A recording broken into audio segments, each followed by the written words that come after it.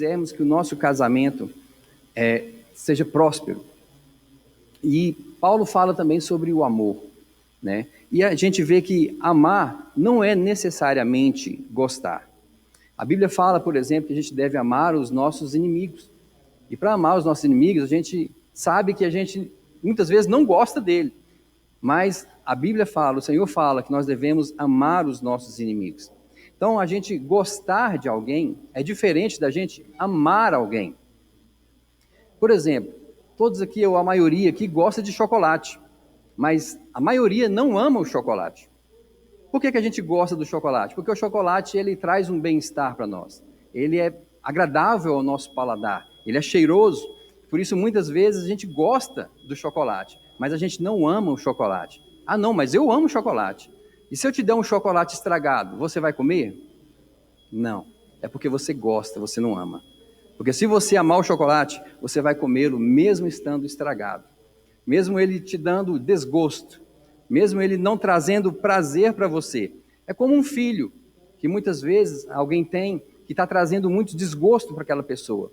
Você não gosta daquele filho, você ama aquele filho. Por isso que você nunca vai abandonar aquele filho, você sempre vai cuidar daquele filho. Por quê? Porque amar é diferente de gostar.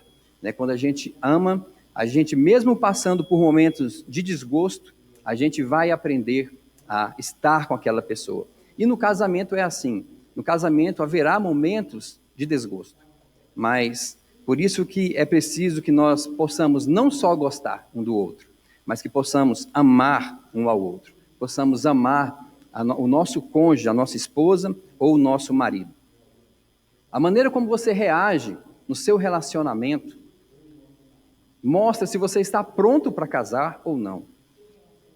Se a outra pessoa te causa um desgosto, faz algo que você não gosta, qual é a sua reação mediante aquela ação? Como é que você age diante daquele desgosto que você está sentindo naquele momento?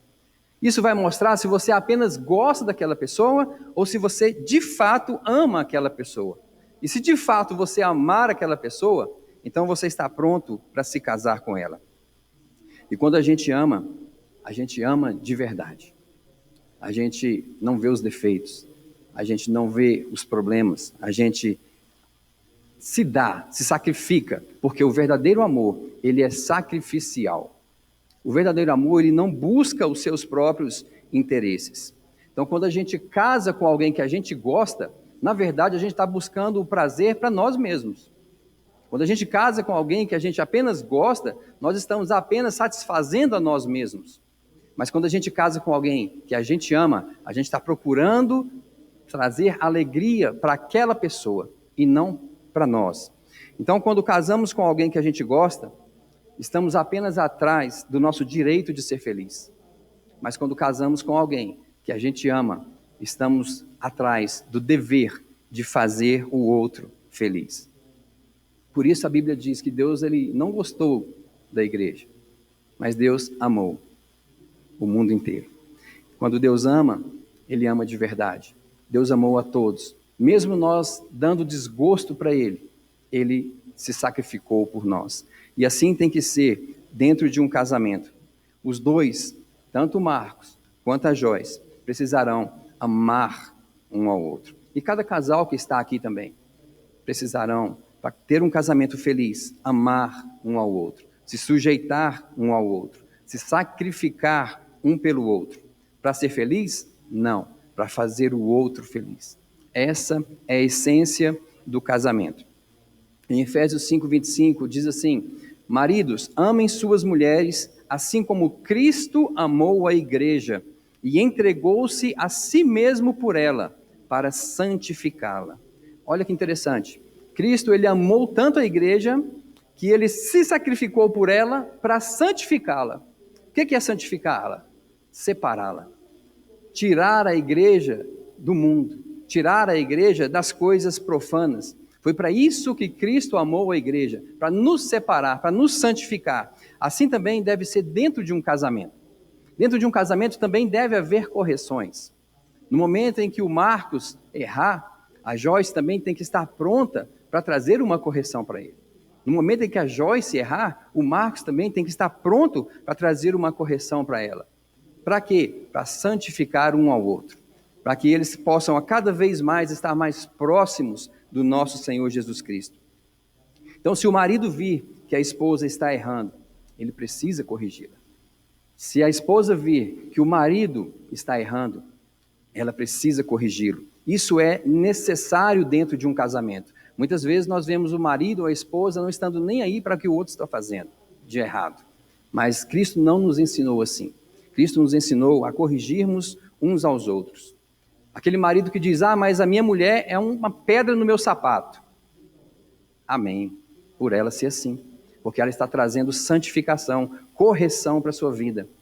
E aquela mulher que diz, meu marido ele é muito chato.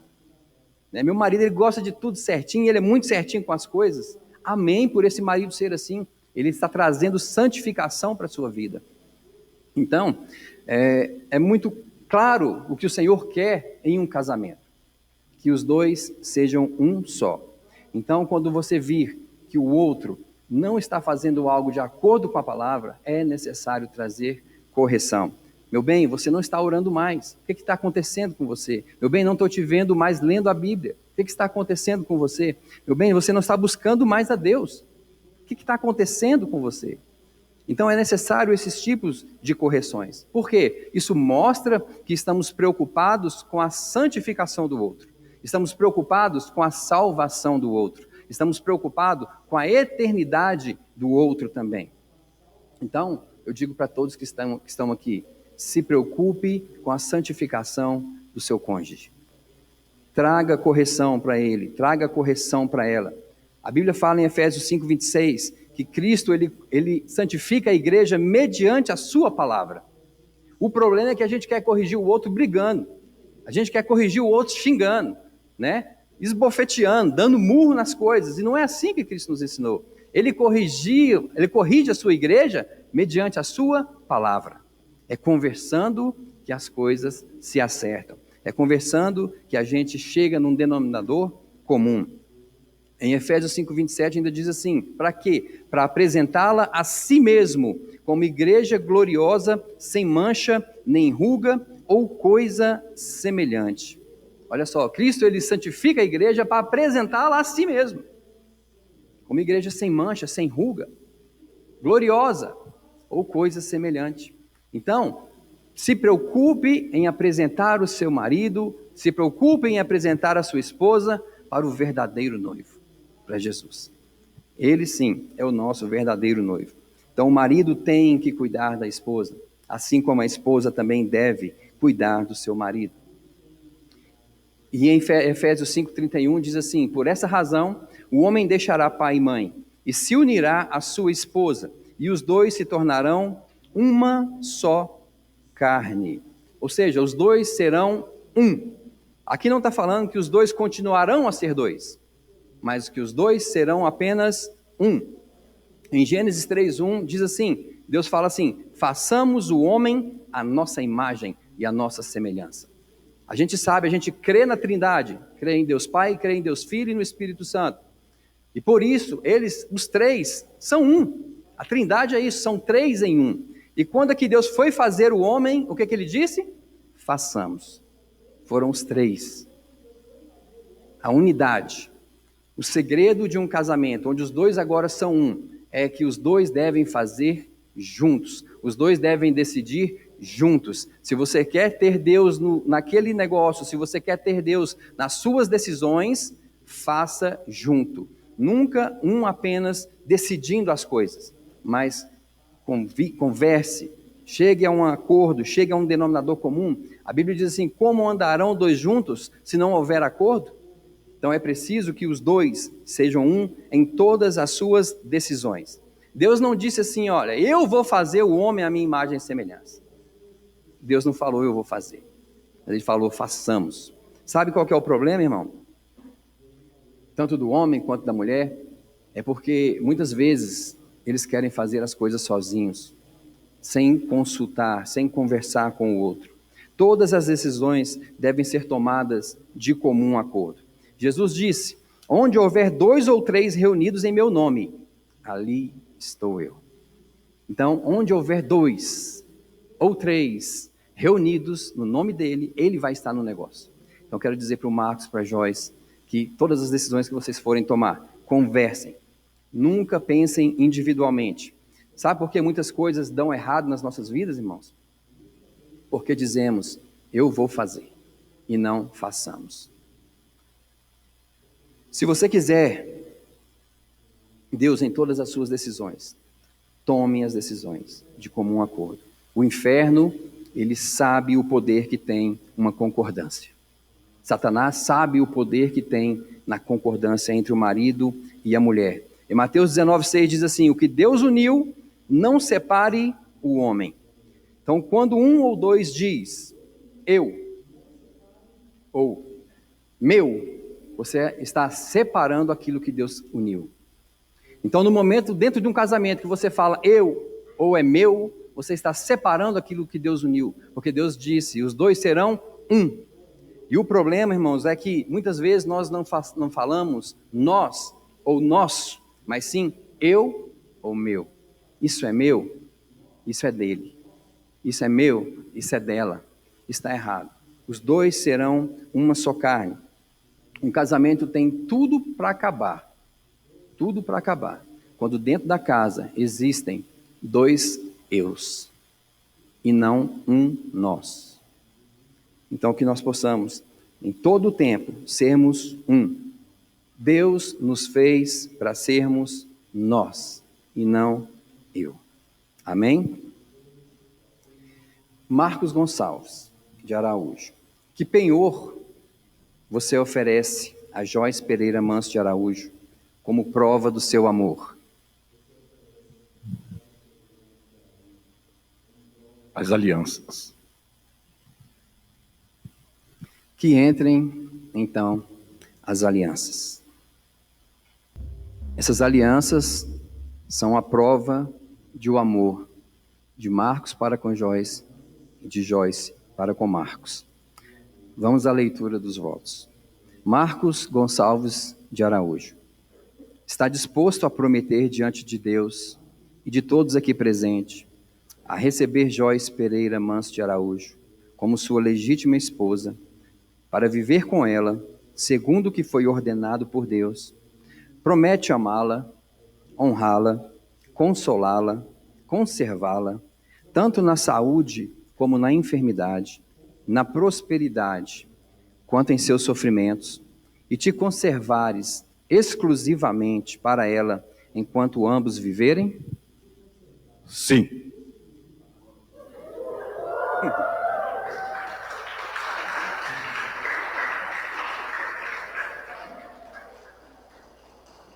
Joyce Pereira Manso de Araújo.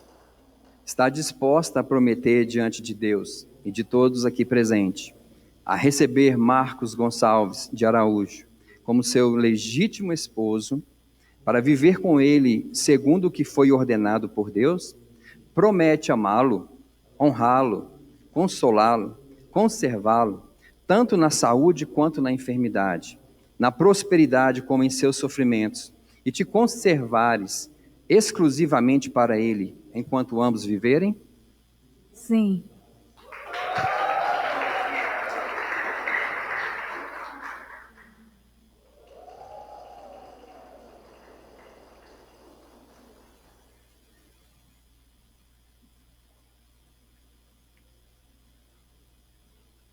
Pode colocar a aliança no dedo dela. Que esta aliança seja o símbolo puro e imutável do amor de Marcos para com Joyce. Pode colocar a aliança. Que esta aliança seja o símbolo puro e imutável do amor de Joyce para com Marcos. Amém. Eu gostaria de pedir vocês para se ajoelharem. E eu gostaria de pedir à igreja para se levantar.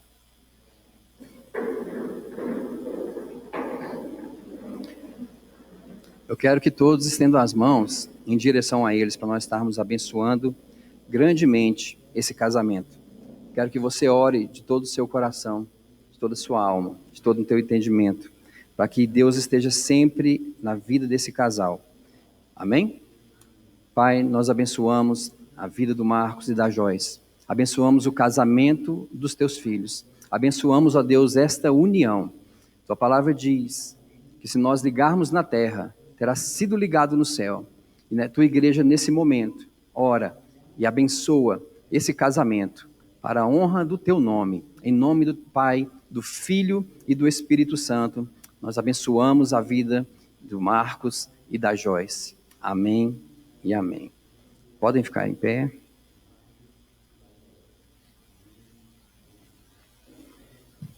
Na qualidade de ministro do Evangelho do nosso Senhor Jesus Cristo, eu os declaro marido e mulher. O